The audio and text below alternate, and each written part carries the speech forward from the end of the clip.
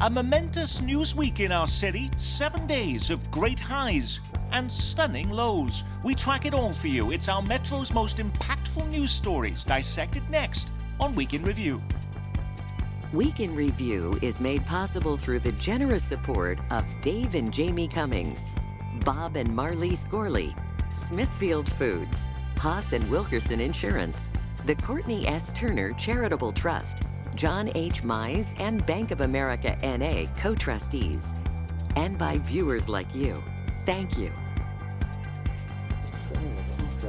Welcome everyone, I'm Nick Haynes and thank you for joining us again as we connect the dots on the biggest stories of our week on both sides of state line. Keeping tabs on what's happening are our four top news gatherers. From Fox 4 News reporter Shannon O'Brien, from KMBC 9 News chief political reporter Michael Mahoney, from 41 Action News anchor and reporter Dia Wall, and from the pages of your Kansas City Star, Dave Helling. Now, local politics and big public policy questions are the stock in trade of this program.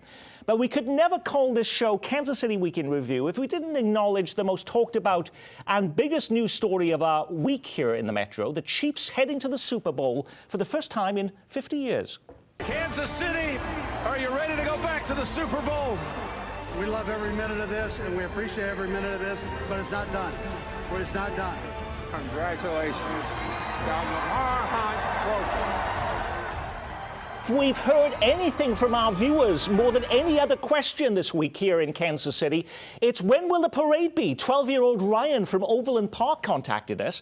If the Chiefs win, will there be school? My mom works Mondays and Tuesdays, and it would be hard for me to go to a parade if it happens then.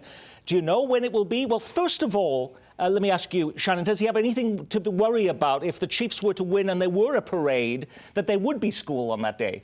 I don't think so. I think the schools are going to be out. I think it's going to be the biggest call-in sick day of probably the last 10 years or something like that. No, I think they're going to do the same thing that they did for the Royals Parade and excuse folks. They have to.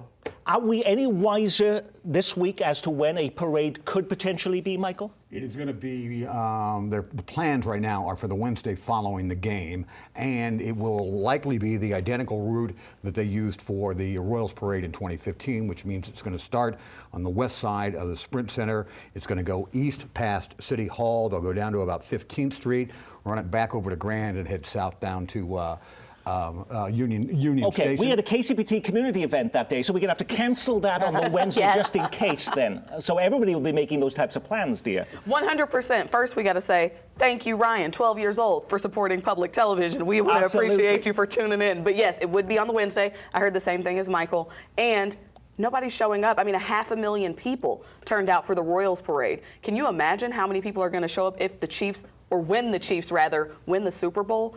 It's going to be a huge party. Yeah, it's going to end up at Union Station, and they're already talking about how they're going to handle the crowds. It's going to be different from the Royals Parade, in part because it's going to be colder. There may be, snow, or the ground may be wet. People sat on the ground waiting for the Royals Parade, so they've got to think about that a little bit, whether people are going to try and tailgate 4 in the morning. I mean, all those questions need to be answered. And since it's my job on Week in Review to be Debbie Downer, I'll also tell Ryan that if you get off on Wednesday from school, you'll probably have to make it up at the end of the school year because of so many snow days in your school district. At least that's a possibility. So get ready to stay in school in May if you get off on Wednesday. Now, but it's going to be a great time. Absolutely. Well, there have been so many stories connected with the Chiefs that have been colourful and interesting to read and watch. The Star found the cake maker crafting Patrick Mahomes hair cakes. Yes, you heard me right. And apparently she's going gangbusters with orders. Shannon, you interviewed one of the first Chiefs cheerleaders this week. Rah, rah, ree. Kick him in the knee. Rah, rah, ras. Kick him in the other knee. Now, I think between all of the TV stations, you managed to track down every conceivable person who might have been around when the Chiefs won their first Super Bowl 50 years ago, up to and including every beer vendor and parking lot attender. But what was the story that best captured the Chiefs' spirit for you this week, Dave? Well, I think the reaction in the stadium on Sunday was extraordinary because people cheer when the home team wins, but when the Chiefs scored the touchdown to reach the 35-point mark, and it was pretty clear they were going to win, I don't think I've seen a Chiefs crowd that excited in a long time. And by the way, on this panel, Mahoney's pretty old too, but I was here for Super Bowl I. in 1967 and Super Bowl IV in 1970. It's astonishing what a successful football team can do. Yes, to a city. and Dave was also around for the first Olympics in Athens. He was also cut by George Halas. Yeah, Okay, all right. Dear Wall, the biggest thing for you? Oh, I think the most powerful part of that was getting to see Norma Hunt kiss the trophy that bears her late husband's name, only because this is a woman who is dynamic for a lot of different reasons. She's the head of a huge dynamic family, but she's also been to every Super Bowl. And so I think this was a homecoming of sorts for the city and the Hunt family. And you heard that from Andy Reid, you heard that from Patrick Mahomes. All the players really talked about what this means. Michael. I think it's the tempest in the teapot that Kansas City Chiefs fans are getting all upset that the Siri and Alexa communication service is picking the 49ers. I had some kids over at my house the other day, and they asked Alexa who was going to win, and they didn't pick the Chiefs. And I thought, how can you not pick the Chiefs? I mean, it's a little ridiculous. But I would say the biggest thing that I noticed during and after the Chiefs win is how really indebted these players are and coaches are to the fans. Every single one of them mentioned the fans, how the fan support really helps a lot. The stadium is so loud. It's just it's a great place to play football. And what amazed me more than anything else was the fact that you had people on the last game who were there before midnight, lining up with their cars at the gates, and it was like 4 lanes long. Wow, for the game that early on. Can I say one other quick thing? Len Dawson put out a statement congratulating the Chiefs. Len Dawson is a legend in this town. Yes. Certainly on the sports Mount Rushmore. Mike knew him well. He was a colleague over at Channel 9. Know him well. And Len is a little bit under the weather, so it was just a very moving thing to see that statement from the former quarterback. Now, on the same day, Kansas Cityans were celebrating the Chiefs reaching the Super Bowl for the first time in 50 years. Another mass shooting. Breaking news in Missouri, where at least 2 people were killed in a mass shooting outside a nightclub. To the United States now, and at least 2 people are dead and 15 have been wounded after a gunman opened fire outside a Kansas City nightclub. It's an epidemic in this great city. We are here today because something happened last night that marred what was an exciting night, a euphoric night for the people of Kansas City. Yet again, the mayor and police chief shaking their heads demanding change. Police Chief Rick Smith claimed his officers had just been at the 9 Ultra Lounge and were on their way back. Officers had done a check of the parking lot and were less than a minute out when we received our first call. So we had just been there. We could have 20,000 cops. On most of these incidents we're seeing, we were there a minute before several of the other high-profile shootings in Kansas City, Westport, some of the other clubs that we've had. Officers were standing within 25 yards of all the shootings, and the shooting still occurred. If that's the case, could this have actually been prevented? You know, that's the big question, how to prevent this kind of thing. I mean, the mayor gets up, the police chief gets up every time we have one of these and says something has to be done, but nobody has figured out what to do because it's really a culture of gun violence. Folks pick up guns, that's how they solve their problems. I think that it's come up, the gun laws in Missouri that were loosened perhaps could have prevented this from happening. You know, the shooter, Javon Swift, he had been picked up on a gun charge for carrying a concealed weapon without a permit, and the law changed and he was never prosecuted for it. He could have been in prison instead of at the 9 Lounge that night. So I think those are big questions that people are asking right now. As we talked about on the program last week, Missouri Governor Mike Parson making it clear there wasn't going to be any changes to gun laws this session. So what else can Kansas City do if you're not working on the gun issue? Well, Kansas City can do what it can on the margins. To do anything substantial, you would need some state legislation, and that's problematic to begin with. And there does not seem to be appetite down in Jefferson City among the majority of legislators down here to do any sort of gun restrictions. There was a big brouhaha suggesting that Governor Mike Parson was going to sign off on some of the gun restrictions here, and then he said he never went down that road with the mayors on that. There will be some moves to get tough on violent criminals, but not the gun restrictions that folks in the Kansas City Democratic delegation and at City Hall want. As we record this program, Mayor Quinton Lucas is in Washington, D.C. with the National Council of Mayors meeting, and he says his #1 priority, dear, would be to look at what other cities are doing and bring that back, some key solutions and fixes. Is any other city, though, doing something that we haven't tried already after all these years? You know, I have to agree with Shannon and Mike. I mean, this is really going to start with some sort of meaningful legislation. There has to be a point where you look at what's at the root of the violent crime in Kansas City. Last night, we went on the air at 10 o'clock, 14th homicide of the year, the most that it's been in the last 4 years. And so I think that Governor Parson meeting with the mayors of Springfield and St. Louis and Kansas City, some of the most deadly and violent cities in the country, and nothing came out of it. So at some point, there has to be some meaningful legislation and some meaningful change. The idea of gun restrictions alone, working Kansas City out of this problem, is not going to work. The difficulty with violent crime is much larger than that. It deals with culture, it deals with poverty, it deals with a lot of other issues, and they have to all be addressed simultaneously. There's also a concern about having more tools for police to be able to shut down problem businesses. This was not a place that the police had only just arrived at. No, they had. So this place opened in April. Since June, they had 26 calls for service, 7 just this month. And just a week before that shooting, there was a drive-by shooting there. So what I think needs to happen is, and I think they're trying to figure out how to do this, is these businesses need to be identified sooner than when 15 people get shot. Police really need to be in touch with the folks in the city who give these liquor licenses and these business licenses to shut them down before something like this happens. And the difficulty with that, and Shannon, you're exactly right, right on the beam on that. Regulated Industries in the department in Kansas City City Hall is a very small office. They process liquor cards and that sort of thing, and there's not the manpower at Regulated Industries to report and pass along all this stuff all the time, so the cops know what to do or where to go. But it seemed so eerily like the press conference when you saw Quinton Lucas there and Chief Smith, exactly the same press conference that took place when the Crossroads First Friday's shooting took place last year. And everybody asked the same question, could it be prevented? And the answer is yes, if you know beforehand. But of course, we don't know beforehand. It's always preventable in retrospect.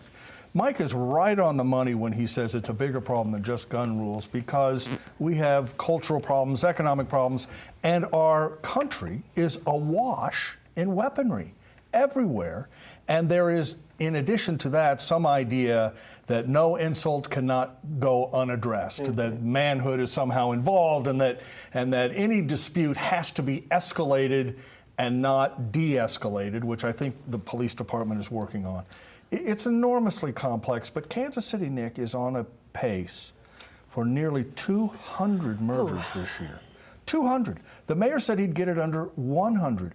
There has to be a better concentrated effort to approach all of these issues at once if we're going to get that number. And some people believe that there needs to be more accountability. At the same time, Kansas City is dealing with an uptick in violent crime. The city council began considering whether its police department should be under local control. The KCPD is the only police department in the country led by a state board appointed by the governor. How would bringing the police department under city oversight in any way reduce the homicide rate in Kansas City? I don't think that it would. I think my concern with it is that once you take the police department away from state control, it goes under the control of the mayor.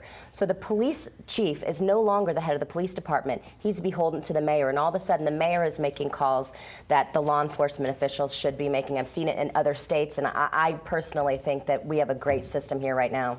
The big advantage is that the $280 million police budget, one of the largest in the city, the city council and the mayor appropriate that money. The governor appoints the members of the police board.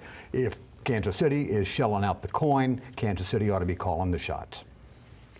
I would just add that I've written about this for 30 years. I disagree with Shannon about local control, primarily because every other city in America somehow figures out a way to have a police department without a police board.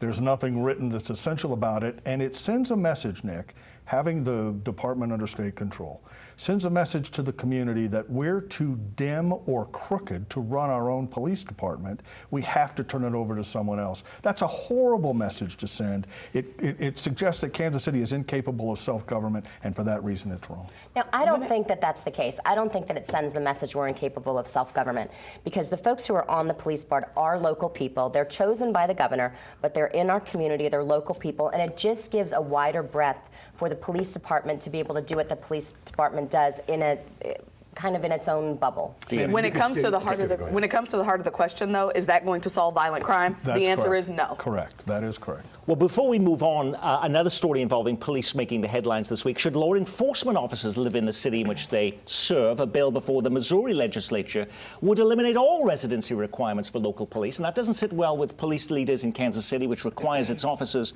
to live in the city. Several news stories claim this measure comes amid strong objections from Kansas City. Well, who is doing the objections? And why do they think it's so important to have police live in the city in which they are actually working, dear? The biggest feedback I get is from communities that are in lower income areas, right? The only time they see law enforcement from their perspective is when they are policing and enforcing. They don't see the service aspect of it. And I think there's something that comes from being neighbors. It's hard to dislike or mistrust the person sitting right next to you. And Mayor Quinton Lucas put out a tweet yesterday. I know we're talking about him a lot today, but he put out a tweet yesterday talking about we need to find ways to bring these communities closer together instead of creating more distance. Your point is right on, though. They need more folks living in the neighborhoods because the bond that you just described would be strengthened. And certainly, you know, Kansas City is not the only one. I notice even in Wyandotte County, I mean, you have to live in Wyandotte County if you want to be working for unified government, and includes the police department. In Topeka, the same way, you have to live in Shawnee County. So other communities do this too. But if Kansas City were to abandon that tomorrow, Shannon, what would be the effect on Kansas City? I don't think there would be as much of an effect on Kansas City as, say, St. Louis, because we don't have the problems retaining and hiring police officers here that they do in St. Louis. Usually cities that abandon this residency requirement, it's because they're trying to attract people to stay at the police department or come to the police department. And I don't think we really have that problem here in Kansas City. And the whole idea of local control, which was reestablished over in St. Louis a few years ago by statewide vote, it's not working. St. Louis now wants it to go back to government control or state control. And then the other thing, the county prosecutor in the city of St. Louis and the cops are at each other's throats, and there's lawsuits involved. That is a very dysfunctional city, and when this discussion happens, like I say, St. Louis and Kansas City on this issue, it's night and day.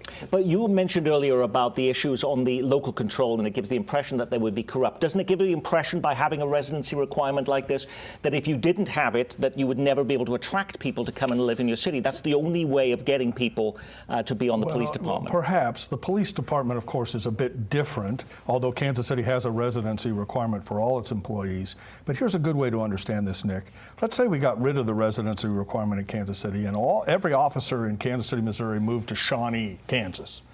And then each day got on buses, drove into Kansas City, made a bunch of arrests under a state-controlled board, and then got back on those buses and went back to Shawnee. The people of Kansas City would consider the police department an occupying army that comes from out of town. Why don't they feel that way in Johnson County, for instance, where there aren't those residency requirements on police there?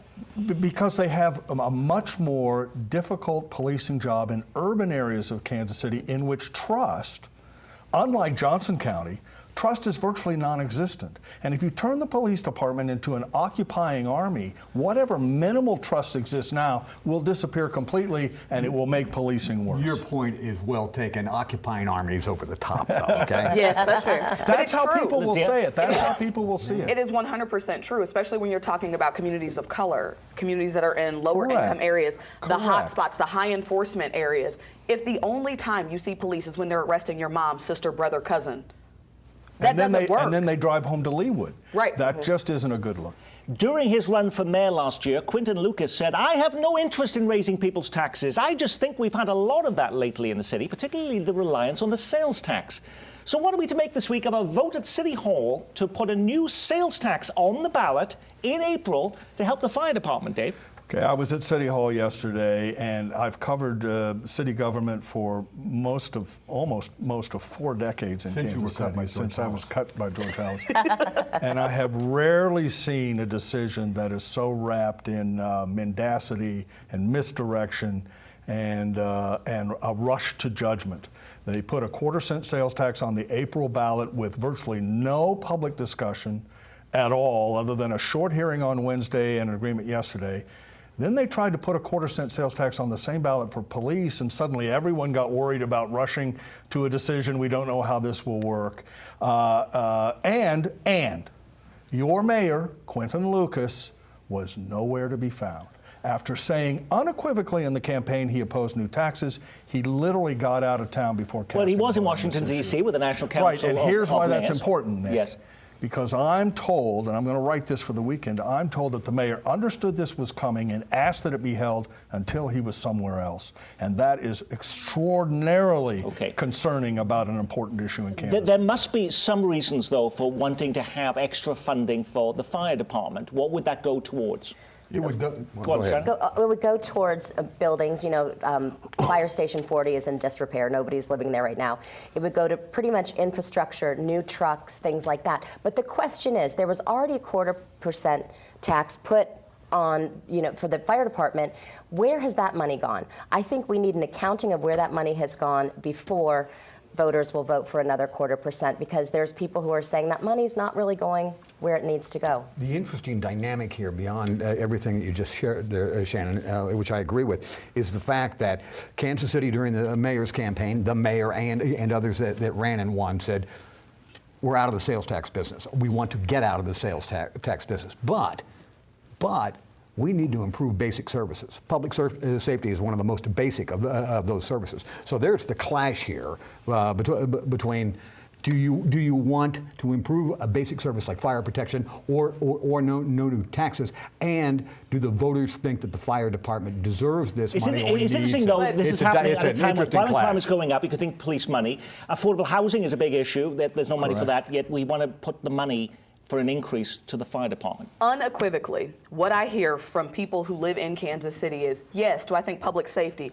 and the fire department and affordable housing are important? Yes, we pay taxes, we pay the earnings tax. Every time there needs to be an infrastructure change, why do we have to be on the hook for that? And I think there comes a point where you have to look at the pie. There's a huge amount of incentives that just went to the Waddell and Reed project.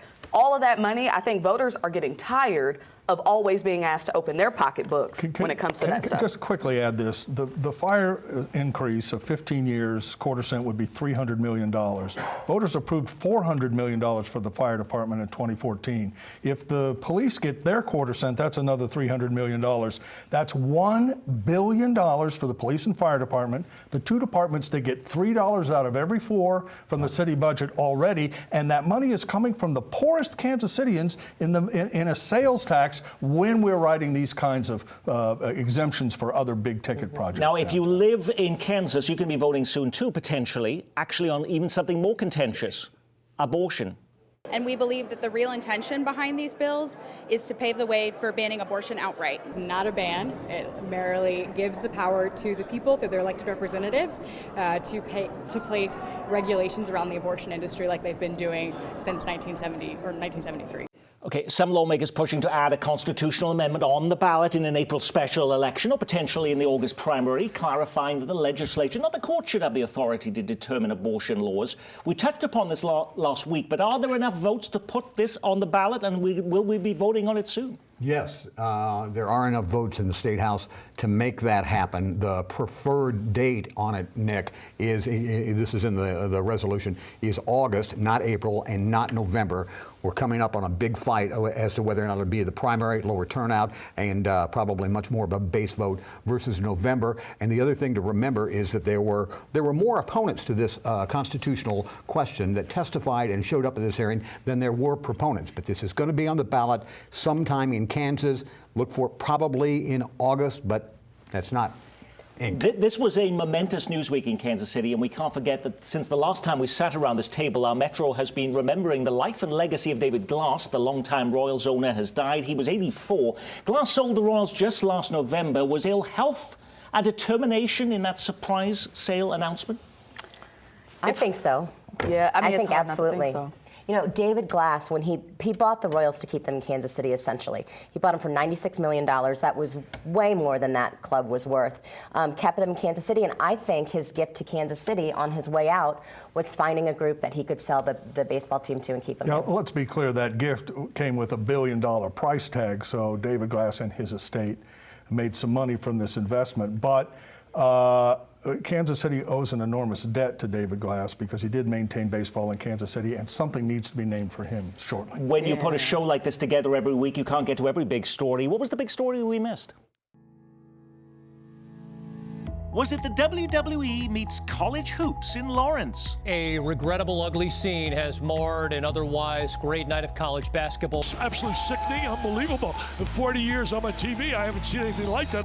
Royals Fan Fest gets underway with one unusual attraction, a citizenship ceremony for one of the team's best-known players, Salvador Perez. Should you be fined for not shoveling your snow? Overland Park proposes up to a $100 fine for not clearing your sidewalks. Kansas City, Missouri debates a distracted driving ordinance that goes way beyond texting if passed up to a $60 fine for grooming while driving, reading, and putting directions into a mapping device.